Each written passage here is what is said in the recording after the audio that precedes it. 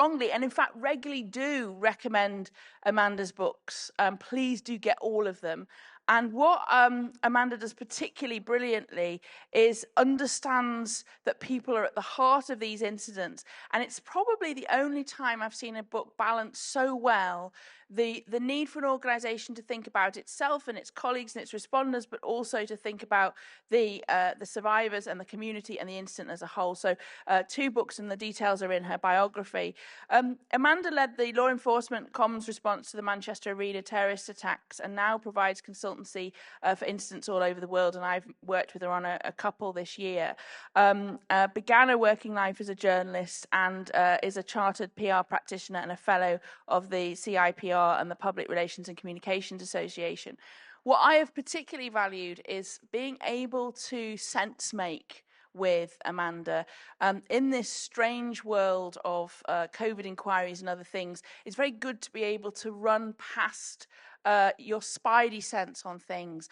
Sometimes we do it publicly on Twitter. Sometimes I'll just send her a WhatsApp saying, what do you think they were thinking when they put this out? Because Amanda and I think, she's starting to look nervous now, but have a similar spidey sense around things like those initial press statements and things that just are going to, as we call it technically, bite you in the arse later on. So it is without further ado that I would like to hand over the platform to the wonderful Amanda Coleman. Please welcome her for me.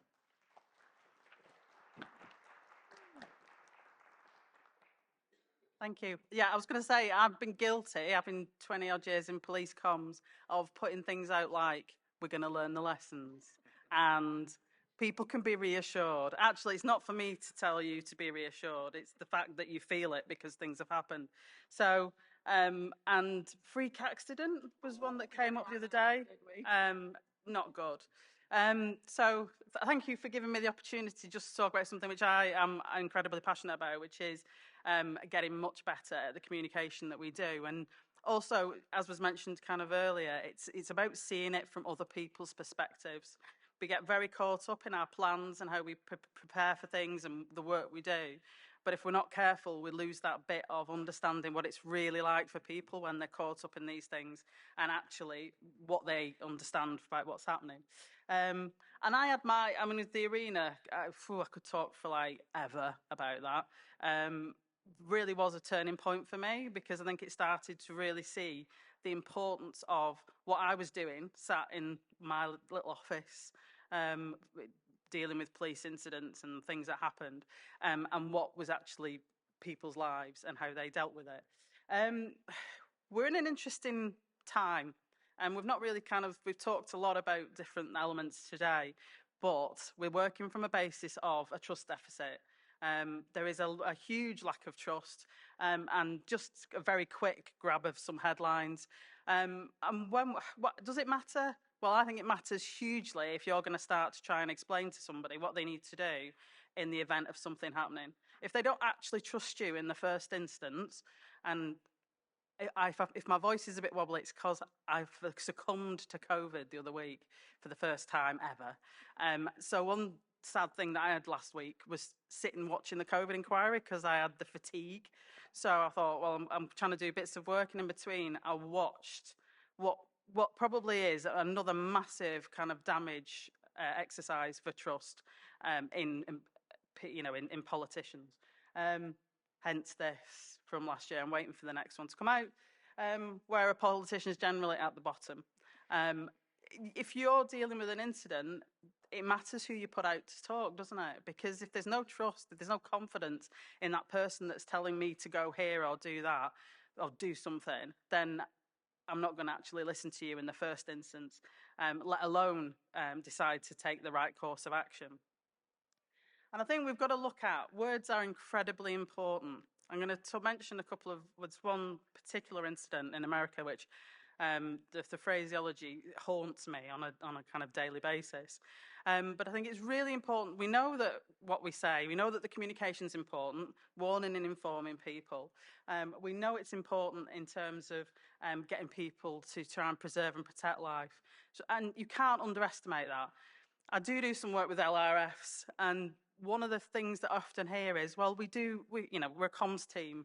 We do comms all the time, but it's not the same. You can't just say, well, we do comms all the time, so therefore when something happens, we'll just do some more of it, or we'll do it in, and we'll take this, and we do all these things. We've got to, you know all this, you've got to prepare, and we've got to really think it through, and think through the real detail of it, not just, let's do some social media, because that doesn't work. Not just, well, this is how we're going to try and deal with different communities. I know that came up as a question before. We've got to have those conversations and get those things in the plans before we ever get to anything happening. And it's even more complicated now than it used to be. Going back some years, for me, it was a lot easier than it is now. Key bits are always demonstrating what's happening and explaining to people what's happening and really showing what you need people to do. That's where the reassurance comes from. That's where people get, to really understand what's happening and what it means to them is when they see what you're talking about. So don't say, we're going to learn the lessons, but show how you have learnt those lessons. That's the most important element for me. And also managing the consequences of what happens. And I think, again, we don't often think about, we plan for incident, thing that happens, but actually in your response to that, you create other problems. And we don't often then think about how do we communicate those other problems and those other things that we need to think about. And we see this all the time. If we're telling people to, COVID was a classic at lots of occasions where we were telling people to stay at home when they're flooded, and that means they've got to go somewhere else. And so you've got to understand the kind of complexities and make it really clear for people so that they can understand what they need to do and how it impacts on them. 5 C's I was thinking were incredibly important that we need to have within any communication. And the concern bit, but genuine. I've had a bit of a hatred of Matt Hancock moment just before. Apologies if anybody's related to Matt Hancock, but apologies just generally actually for that one. But it's genuine concern, that it's authentic, that it really means that you are bothered about what you're dealing with and that people understand that you're invested in trying to make a way forward and to find how things work. And that's that kind of commitment to it. We are going to do this. We are going to get through this. We will make a difference. We are going to be able to, it's going to be difficult, but we'll get through that.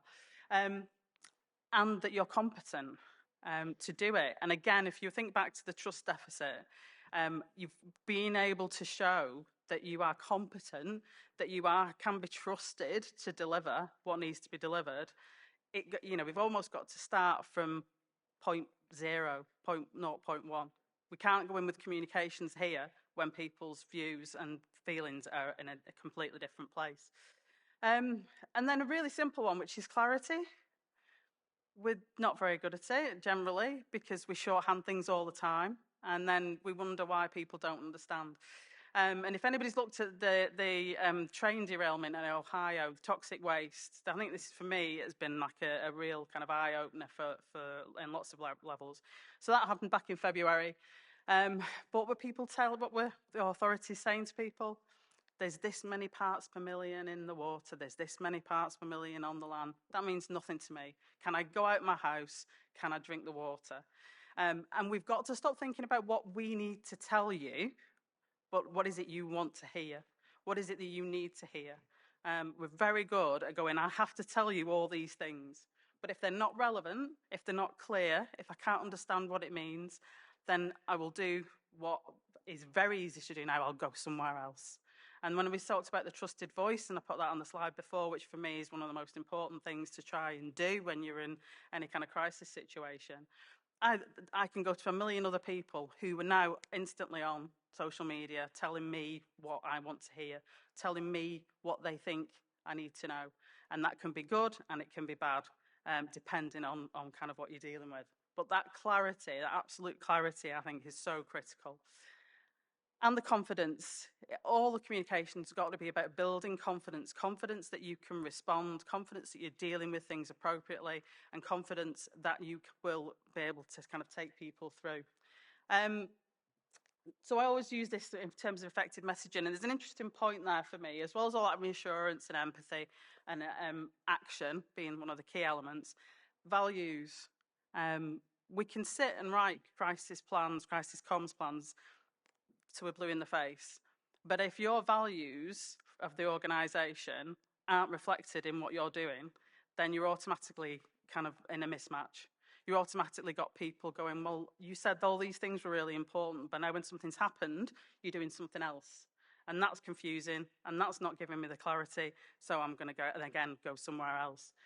So again, for me, it's about when we look at communication, go back to what are the values, what's important to the organisation, what is it that we want to stand for, and why? How do we represent that, and how do we show that in the response that we put together? This for me, I think it haunts me, the phrasing, which I can, and I've worked with police officers for many years. They do sometimes say things they don't quite mean to say the way they say it. But if you remember the Uvalde school shooting, which was really horrific, there's a line there which I hope you can just read at the bottom, which was from one of the then police chief, who was talking about how they liaised with families. And he said, we're going to do that eventually. Whenever this is done and families quit grieving, then we'll do that, obviously. And that's stark, isn't it? That bit, quit grieving. Now, I kind of know what he was obviously trying to say from saying it, but how important is it, that phraseology and those words? Because I always remember this. I can literally speak that sentence without reading it, because it's so important. How you phrase things, how you put things, the minute detail. Why do we do all the planning? So that you can have that moment of clarity and go, right, what is it we're actually going to say, and how does that feel? How does that feel for those families that we're dealing with that? But it is all about words, but it's not. I did start my working life as a journalist. I am obsessed with words. That's kind of where I go. But the world's visual now. And one of the things that we start looking at in terms of emergency and crisis comms plans is it's not just your statement, it's not just what you're going to say, but it's what does it look like? What are the visuals? What have you put out to show your visuals? What's out there already? It's no longer enough to just think, here's a statement, and that'll do it, because it won't. Because everybody's in that visual space. Everybody's there with, getting immediate footage, putting things out.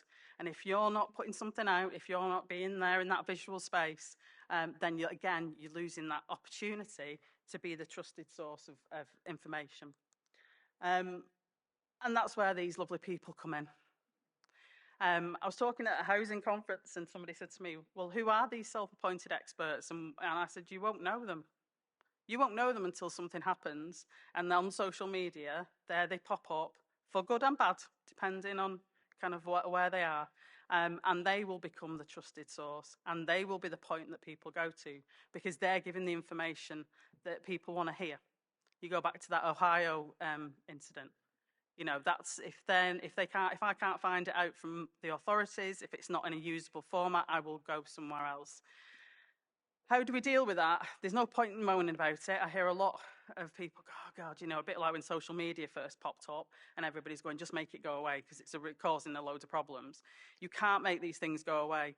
You've got to speak first, you've got to speak frequently, you've got to have those visuals, and you've got to be able to move with a speed which I don't think we've really grasped perhaps in the way, I come from a time when you could spend an hour, 2 hours crafting what you wanted to say and then put something out. You aren't in that space now. It's 20 minutes. You've got 20 minutes realistically from something happening to something realistically being said that will put you in the right, put your foot in the game, that will put you in the right space. So the simple, clear language, making yourself that point of contact, being honest and open, and making sure you keep sharing that information. And if in doubt, all I can say is speak first and speak frequently. Don't just to say, well, we've put one thing out and that's that. It's that constant. And again, for me, as a communicator, this is what I say. This is very different to what people have potentially been done.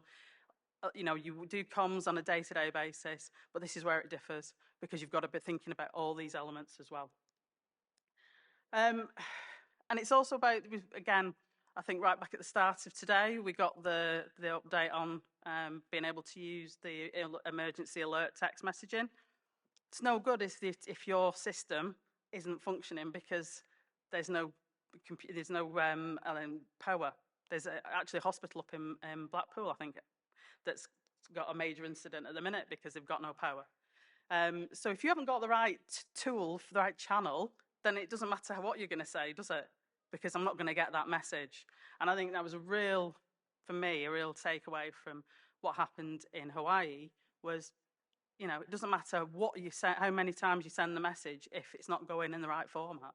And I do come from a time when I remember loud hailers, and I don't think they're a bad thing.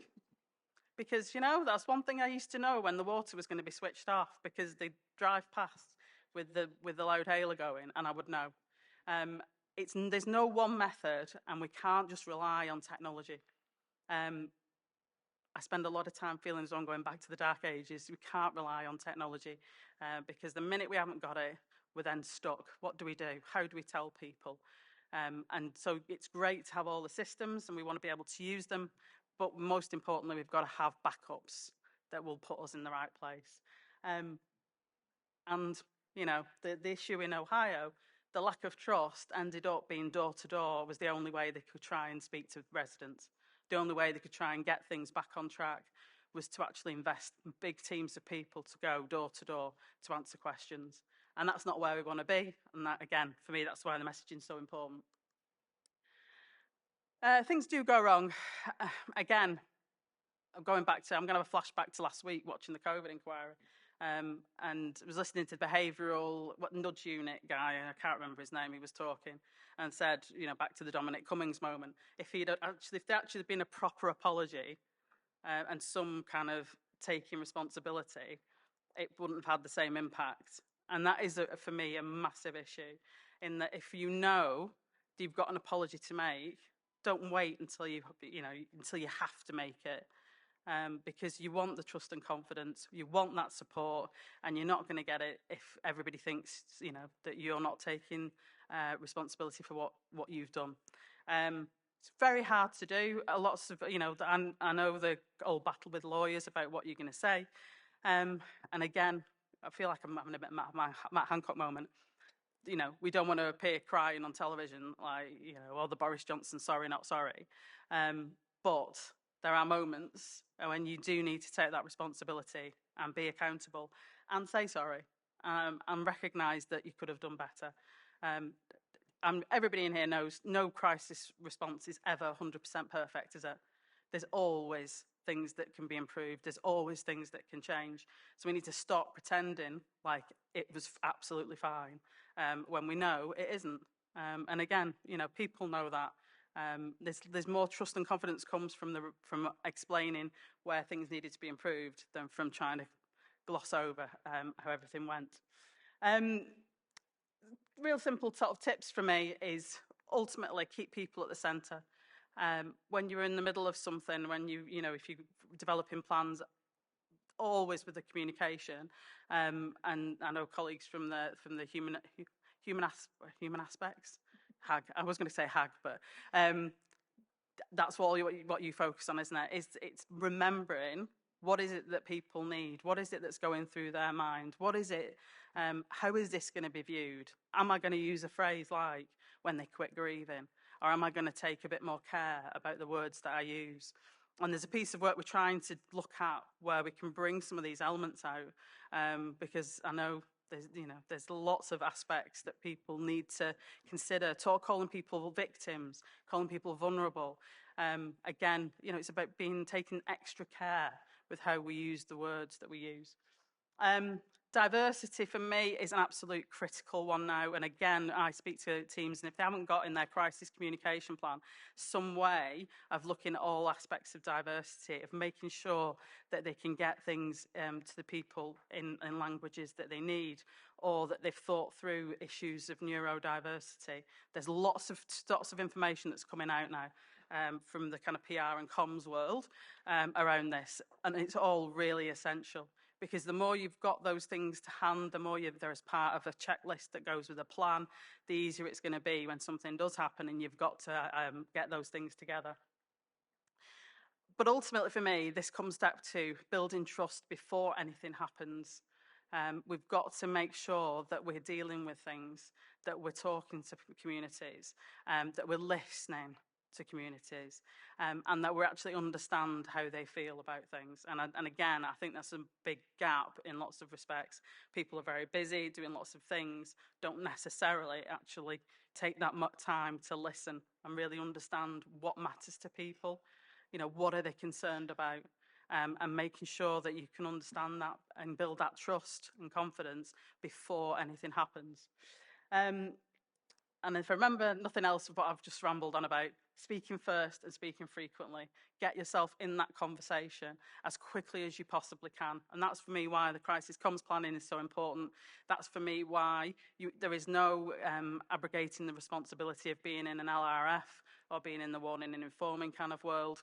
The one thing I always say, the bit of learning for me from the arena experience was could I have done more to be prepared for what happened? Yes. Had I done a lot? Yes. But could I have done more? Absolutely. But the one thing I could say is that I had never abrogated any responsibility to networking, to understanding, you know, what other communications people were doing, and to be able to try and bring that together. So most importantly is we have to grasp the communication in the same way we've been hearing about all the other aspects of dealing with emergencies and dealing with emergency response. And I do lots of other bits of stuff. There you go. Oh, Amanda, thank you. Thank you.